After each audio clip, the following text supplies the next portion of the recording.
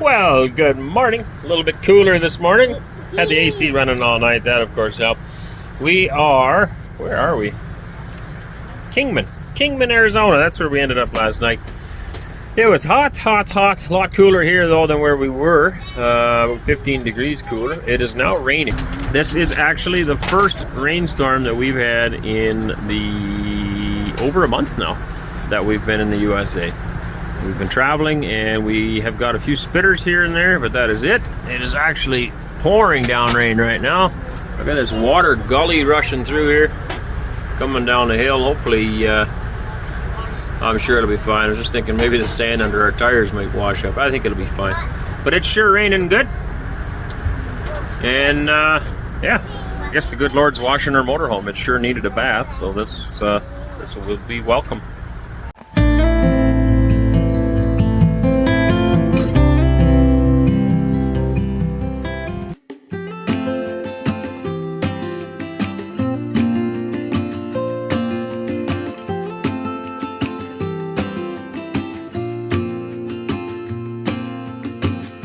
I never felt tomorrow closing in this fast. Oh, I guess time's in a rush. Leaves are falling down, but at least they grow back, while I'm on a one-way track. Now I know what it means to grow. Okay, so we're hoping to check out the Grand Canyon later. It just rained like cats and dogs here, and this area was all flat. So I just thought it was a great time to show the kids here what water can do and how we have these little Grand Canyons going on here now. This was literally flat ground when we parked last night, right? And now look at it. And that's like an hour of really intensive rain, and it's still running. Actually, behind the trailer is even more, but you can see the rocks moving along. And Grandpa are coming to see. They're gonna check out the Grand Canyon. Grandpa's on this side. He's thinking, how do I get the banana? Anyway, you can see behind the motorhome, like it's actually moving rocks and stuff in here. So I'm just trying to give the kids an education. You can see rocks moving through here. I don't know if it picks it up on the camera or not. And that's just a little tiny stream, so you can imagine how big boulders. Sometimes when you're driving, stay out of the mud here, guys. Sometimes when you're driving through an area, there's a random big boulder in the middle of nowhere, and you can see it kind of looks like the mountain off in the distance. But you're like, how did that get there? Well, this is exactly how it gets here. The power of water, not to be messed with. There's a whole whack of water that went by the motorhome. Yeah. I walked through here this morning. It did not look like that. It cut. Deep cut. Farther down here, stay out of the mud, guys. There's lots of it. All right, you get deep cuts here. And it's a great opportunity to just show the kids in a smaller scale. Obviously, it's not safe to stand in a dry canyon when a big storm comes, but this can really show you. All right, here's a deep cut. All the sand's washed away. Oh, the waterfall. Why are you? There's a tree down the water. Look, you don't get to the tree. All right, and anyway, all the way down, All the way down there. it shows you. So I believe parenting is about taking these little moments. Life goes by so fast, but it's these little things they're going to be able to see that. Now, when we're driving through the Grand Canyon or around it or looking at it or anywhere else we're driving, their eyes are going to see in greater detail, in a larger detail, the same things we just saw here now on the ground. So if you're a parent, take that time, it doesn't take that long really. Just take a little bit of time out of your day and stop and show these things. So they can have a better understanding. It's so hard to see when you're driving down the highway at something and you're like, well, how did that form with water? Well, this is exactly how. It doesn't take millions and billions of years. It just takes a great force of water to move stuff out of the way and recreate the landscape, which of course was done during Noah's flood, but it also happens in regular basis. We got all these mountains around here, the watershed of all this water coming down. It all ends up down there in the valley somewhere. So I would assume there's some river down there that is pretty full of water now that wasn't last night. Crossed a whole whack of dry washes yesterday where there was no water in them. And you're like, well, why do they have all these great big deep ditches all across the highway here? That's why. Because when you do have a flash flood, there's going to be a lot of water. Found a real live cactus. They're just as mean in Arizona as they are at home in a flower plot. They are sharp. I got just walked into this thing and jammed three little holes in my leg. Hurts. And I backed into it later, into that one over there, which doesn't even look that sharp, and I got one more in the spine. Mean, I tell you.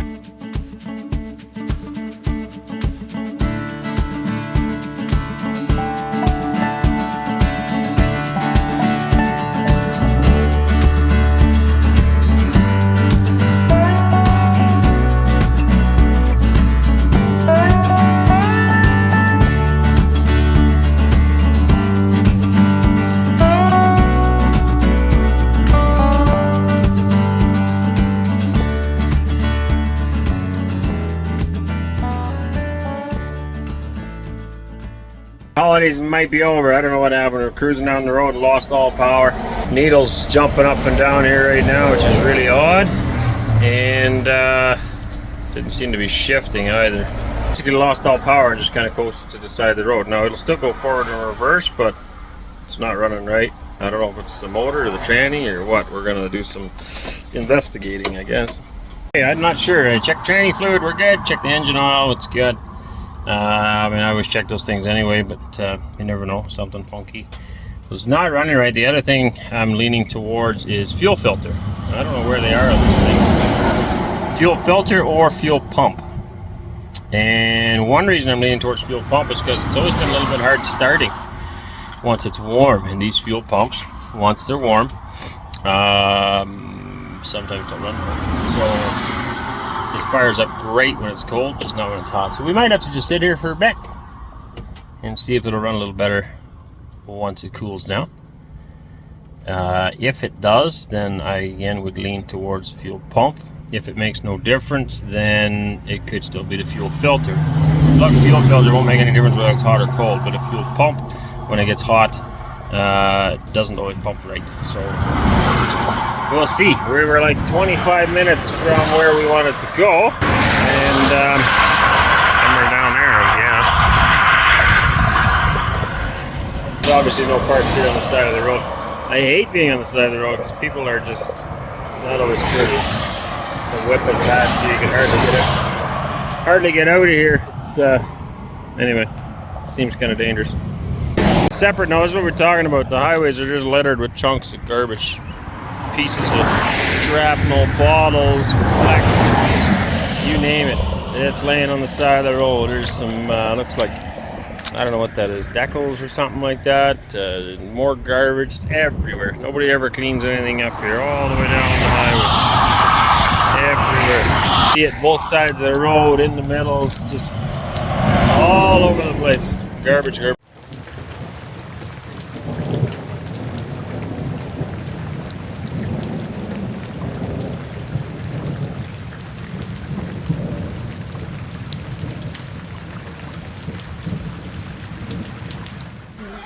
Okay, so tried a few things. We've waited for it to cool down. I mean, the engine's still, still reasonably warm, but we've cooled it down for quite a while. I've been sitting here for about an hour, and I just tried it, and it is still not running right. The RPM gauge is just kind of all over the place. When I touch the gas a little bit, it goes right to 5,000, and like that doesn't make any sense. So I don't know what's going on. There is a mechanic shop about 7 minutes down the road. We're going to try to limp our way over there. Happens to be now as well. As you can kind of make out that side of the sky, it was pretty ugly for a while, and there's a bit of warnings and stuff going on. So we're actually sitting in a pretty good spot right where we are. We're just kind of waiting for that to pass by, and see a bit of lightning there too. So anyway, then we're going to make it down there. Hopefully we can make it to this guy's shop. Hopefully they can plug it in and give us some kind of reading. I don't know. In the back of our minds, we're always prepared with the idea that at some point this trip might be over. Unhappy baby. But this trip might be over, and and we go home. That could happen.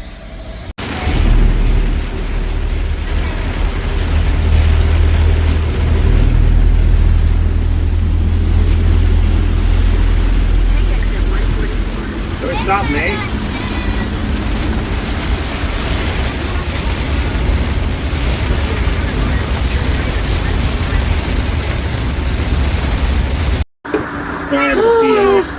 we made it to the mechanic or to a shop. We don't know whether they could help us or not, but at least we made it here.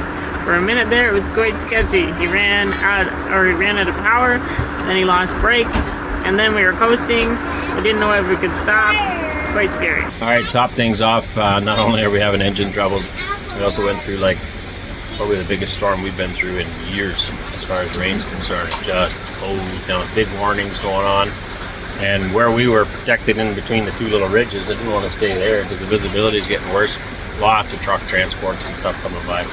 So we limped it into this little town, but this is was the epicenter of the whole little storm.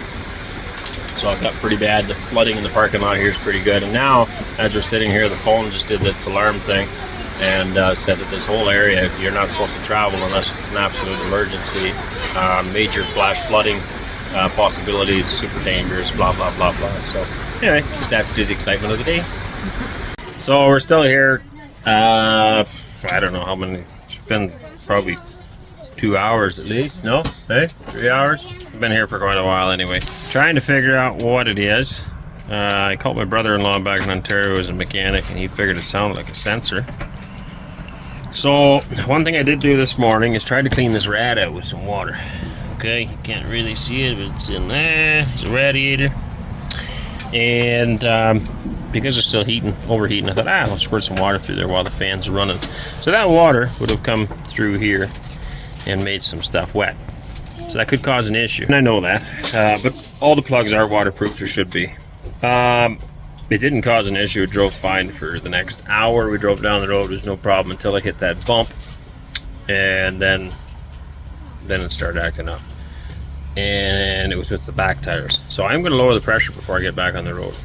It fixed itself once as we were cruising through this little town, then it started doing it again.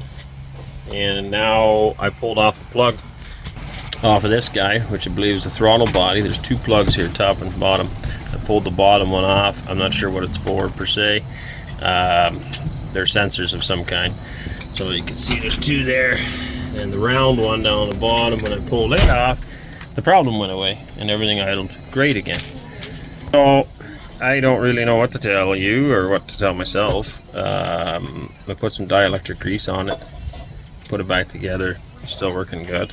I checked a bunch of other plugs as well and put grease on them, see how well they would work. Or see, I'm not thinking right here. Put grease on them all to make sure that if they are an issue, it will, it'll correct it. It's still possible there's a sensor bad. Down here on the transmission, so apparently these motorhomes, they have a wheel sensor, speed sensor on the front two tires. And most vehicles will have them on all four tires, but these guys have them on the front two tires and then on the transmission. So that's another thing I want to look at. Actually, what I'm doing is going through Google and checking symptoms and results, and just doing a lot of Googling and figuring out what exactly could be the issue and what I'm facing and what other people have faced. And so I'm just going through the suggestions, and one of them was that thing, because the guy had his RPM gauge not working at all, and mine is working, but it's kind of like going like this while the problem is there. Now it's not doing it again. Now it's running like a charm. Fire it up. Right, it's running perfect. That's right where it's supposed to be. But before this, it was just dancing all over the place, up and down. I don't really know. Oh, the check engine light went off again too. It was just on earlier. So I kind of like to have something easy. But oh, hey, there's a broken wire, and fix the wire, then you know what's going on. Right now, I have no idea if I fixed it or haven't fixed it. I don't really know what the issue is. We got 20 more minutes until we can get to a garage that can probably look at us. I am at one here, Murphy's Towing, in whatever town I'm in right now. Ashcroft, I think. Anyway, or at least the lady told me they can't look at my vehicle. I don't know why not. She made it sound like they were extremely busy and the tow trucks are going to be bringing all these guys in, but in the last 2 hours, not a single vehicle has joined there, so maybe they just don't want to work on a motorhome. I have no idea. If I can get to the next town, 20 minutes, there's another Love there. They seem to be very accommodating so far, the ones that have stopped into. And see if somebody can throw a code reader on here. Basically what that means is they take their machine and they plug it into the computer of my motorhome, and it'll tell them any issues that have been going on in the motorhome. So maybe it'll be something simple like that. It'll just say, hey, such and such sensor is no good. That's what we can hope for. We can also hope for that nothing's going to go wrong between here and there. That's what I'm worried about. It is a 75-mile-an-hour highway, and I'm going to be potentially cruising at 30, which could cause an accident, in my opinion. But I mean, it is what it is. We're going to go later in the evening when it's less traffic, and we'll have our flashes on. Make sure it's still daylight out, but put our flashers on, and we should be okay. Best case scenario, we drive there at full speed, and everything's going to be fine. I hate it when I do that. I was yammering away and it wasn't even on. I was talking about the sunset. Guess you don't know that. Look at this beautiful sunset. Absolutely amazing. Right over there. We are driving. So far so good. I think we've been driving about 3-4 minutes maybe right now, and it seems to be working. I don't know what's going on. I really don't. Cora just reminded me that we had it once. One time. We drove through deep water in the town, not very fast, just coasting through this deep water. And then it stuttered and spluttered, almost died, and then it revved back up, and we kept on going. And We lost power too. yeah, we lost power in the engine. So I don't know. Maybe it's a water-related issue because I tried to cool down the rat. I'm not sure. We're hoping to make it to Williams. That's what it's called, right? Which is another 15-16 minutes down the road. Lord willing, that is our prayer. And then we can get a mechanic to hopefully take a look at it there. So, let you know. Beautiful. The scenery, as always, is very nice. We are now in Arizona still. And, yeah, just trying to get, well, today got lots of water, but it actually seems like it gets watered. Pardon? How long about the heat? What heat? How it went? Oh, yeah, it went from 115 degrees yesterday night. It is now at, you know what it's at? 17, but I'm not sure. Anyway, it was 47 degrees Fahrenheit yesterday. It is now Celsius. 47 degrees Celsius, which is 117 degrees Fahrenheit, and it is now 17 degrees Celsius. It's beautiful outside after the rain, which is 62.6 Fahrenheit, she says. So, real nice relief from the heat. Amazing here though, like lots of trees growing. Yeah, we're both kind of surprised, I guess, because I pictured Arizona as a lot more deserty, hot land, and there's actually trees here. Not real big ones, but it's obviously not quite a desert either. What we were driving through, that desert land, that's kind of how I just pictured Arizona all was, but it's apparently not the case. Also, they have a mountain range, which I wasn't aware of, and we're going to be going up to, what was it, 6,000 feet? 6,000 feet, yeah. 6,000 feet above sea level here soon. We are currently about 5,000 feet above sea level. And there's actually some snow-capped mountains, at least from Google Maps. Well, didn't know that. Still very thankful for this trip. Thankful that we can take this trip and have the funds to do so. And yeah, just feel blessed. Really blessed. And I'm glad we did it too, because quite often we make excuses. Don't do it because it's kind of a waste of money, which it really is. But it's not. What is money? You can't take it with you. Why not enjoy a little bit of it now? So many people wait until they're old, and then they're going to go travel a little bit. You know, I got my kids right here, and they're all getting an education, and I think that's pretty cool. Some of them won't remember it, but the older ones definitely will, and they're going to learn something from this. Just see God's wondrous works. That's what we're here for, is to give God praise. Just lost it again. It says it's up there, but it's not. You can hear the engine's hardly working. Barely working. The gauge is way up there for some reason. When I let go of the throttle, that's where it sits. It's just chugging, barely moving. Once again, it was cruising. It seemed to be lacking power. It hit a bump again in the back end, and boom, lost everything. I don't know what it is.